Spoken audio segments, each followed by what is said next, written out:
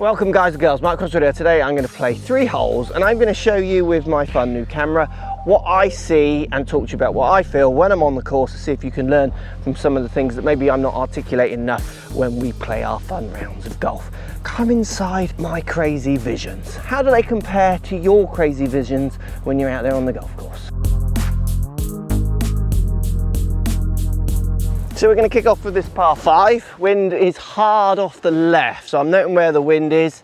I'm going to pick my target. My target is basically up here, left-hand bunker. Even though the right gives me a better line, the left is safer and gives me a shot into the green every time. With the wind off the left as well, there's a chance this ball could drift to the right and I could hero it by accident.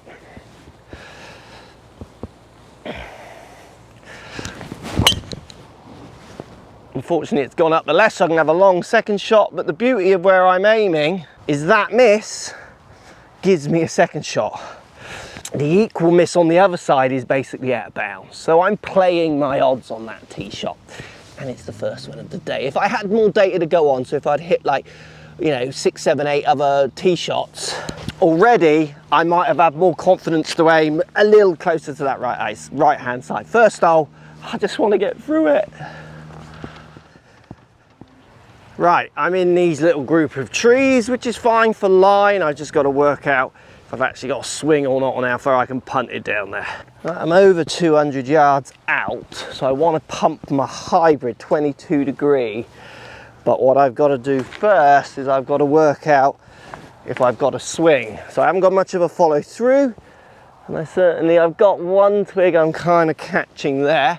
So because this club, it's longer, it feels like it could go anywhere. I'm now going to go to my 6 iron and literally just move it like 150 yards punched forwards. Because I just want the flat face on this club compared to the hybrid with the roll and bowl, just a slightly shorter length as well. Now I feel like I can, just move this forwards.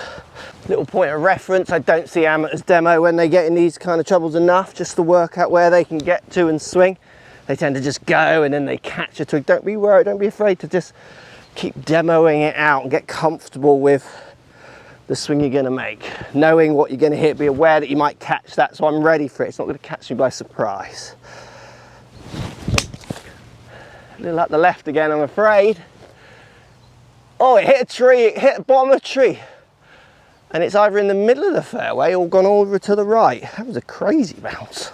And for me there, the idea with all my shots, and certainly ones where I'm hacking out of trouble, I wanted to get as far down there as possible and in play. So I am 64 yards to the middle of the green. Pin looks pretty middle. I'm going to picture my 58. Now I'm using my watch front, middle, back, and then eyeballing it because I'm just playing for fun and I'm trying to learn how to get efficient that way. If I wanted to know exact yards, you could measure with a laser, which is a good idea. I just know I'm not going to hit it to that exact yard, so I'm just going to go as close as I can to that 64 with my kind of dispersion. That will be okay if I can hit that shot. This is like a half, 3/4 wedge shot for me.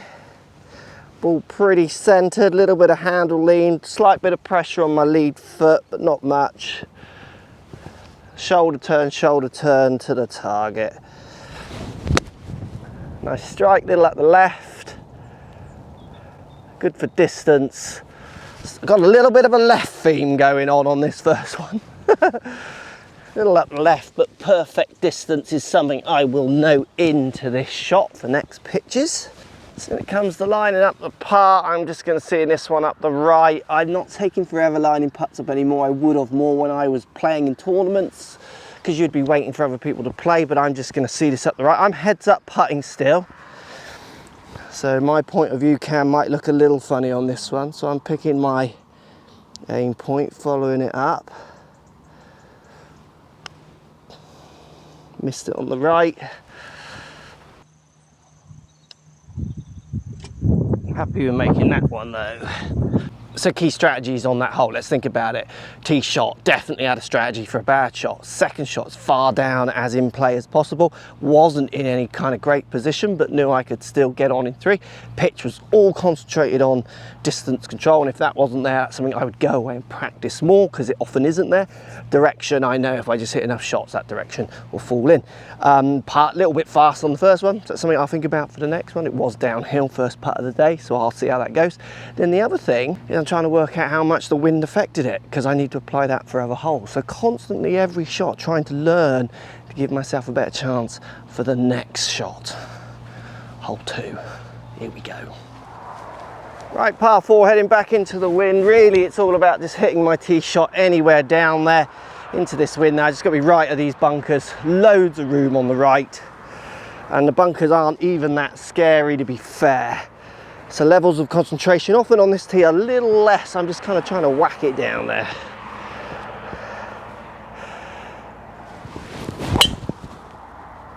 Up to the right, just drawing back a little. It's fine, it's a longer line in, but the next shot is the trickier shot. Right, I'm 170 middle. I mean, these bunkers up here is normally what I would try fly. You can see how strong the wind is today. I'm going to pushy little 8-iron in. So wind off the right, and I hit a softer iron. Often it tends to have a little bit of draw. So I'm definitely going to be aiming more at the right-hand side here. So trying to understand your shot shapes for when you hit full or half or 3/4, because they will change from club to club, is so important to scoring. So I'm aiming right side of that green. Little 3/4 8, lost it in the sun. Oh, I think that's quite good. I think that was by the pin, but hard to see.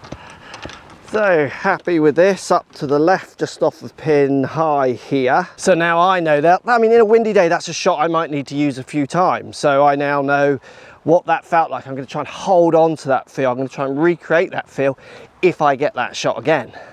So this is just pretty straight, slightly up the right, if anything, but I'm going to go pretty straight. Again, of that second shot, because the success rate on that one was good, definitely I would be more inclined to hit more shots soft again on the next hole. I'm going to follow my better patterns. Didn't hit it, or did I?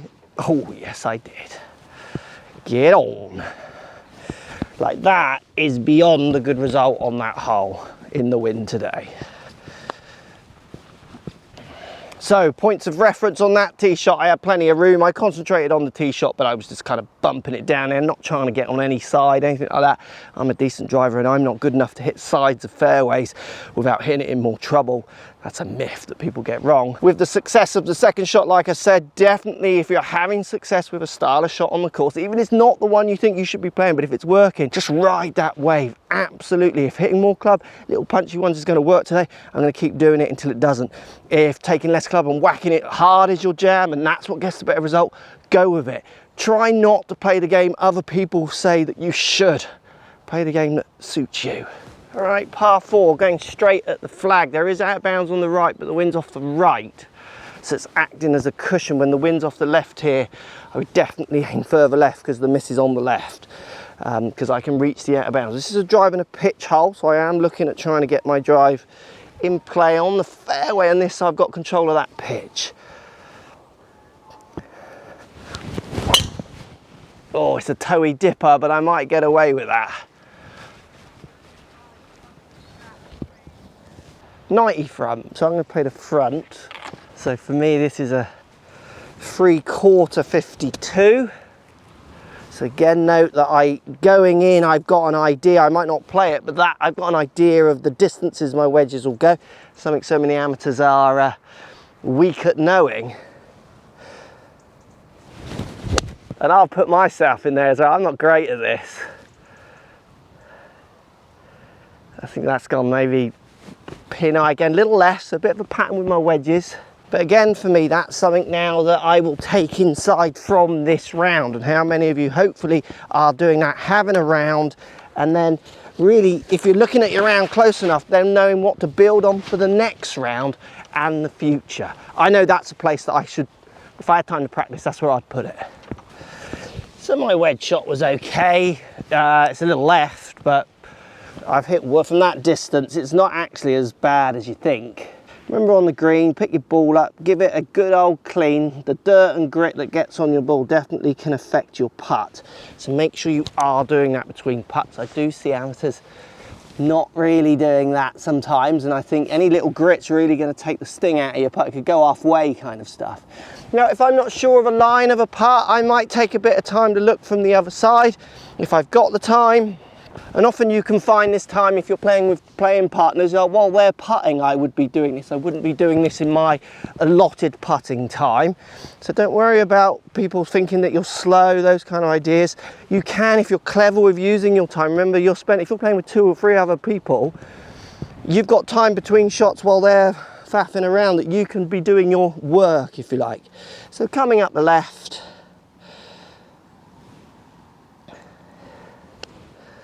about there. Is it hard enough? Oh,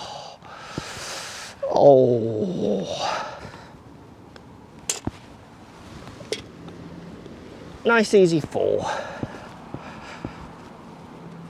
There we go, thanks for watching. This is a little kind of look inside of my head, how I play golf. Hopefully you can pull a few tips out there for yourself, because I do think one of the best ways for you to get better down this lens, for people who want to get better, you know, you can watch the reviews that we do and the lessons, and they all help, but just playing with better players is a great way of learning how they get around.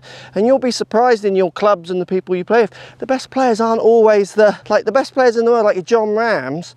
They're impressive, like they're the best, they're the outliers, but your best players in your clubs, the ones playing off those desirable handicaps that you maybe want to reach, you know, they're playing off a 5 where you're off a 10, or they're a scratch where you're off a 3, or, you know, they're a teen handicap where you're a 25. They're not always as impressive as you think. What they tend to be doing is not having many penalty shots, not having many free putts, playing their game, and that's something I would love you to get better at. Play the game that works for you the most. It's very easy in this world of online communication to think there's like the right way to do it. The right way to do it is to shoot the scores that you want to shoot. Let me know if this helps in the comments down below. Now, get out of my head. Come on. There's enough talking in there as there is.